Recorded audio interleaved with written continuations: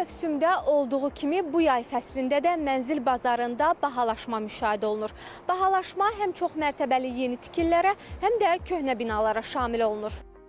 Dəniz kənarı ərazilərdə yerləşən evlərə maraq yenidən artıb. Xüsusilə Bakı ətrafı qəsəbələrdə yerləşən bağ evləri və villalar həm istirahət, həm də investisiya məqsədi ilə alıcıların diqqət mərkəzindədir.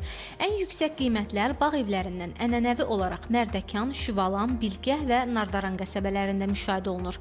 Şəhərin mərkəzindəki binalara gəlincə isə Minimum zonalarda, mən deyərdim, Sabahil rayonu, ondan əlavə Nərimanov və Nəsimi rayonlarında artım var. Yeni tikililərdə isə mən deyərdim, layihəsindən və lokasiyadan asılı olaraq qiymətlər dəyişir. Xüsusilə metro stansiyalarına və təhsil müəssisələrinə yaxın yerlərdə qiymət artımı daha çox nəzərə çarpır.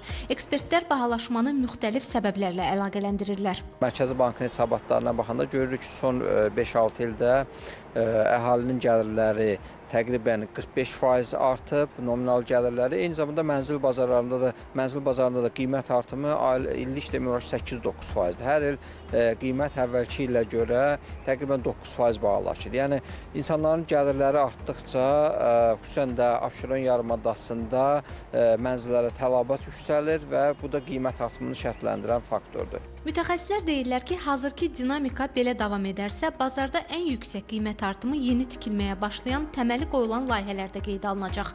Bununla belə köhnə binalardakı mənzillərin də satışı bu mövsümdə müştərilərə əvvəlki illərlə müqayisədə nisbətən baha təklif olunur. Günlar İlqar qızı, Valid Bəxtiyaroğlu, Telesəhər.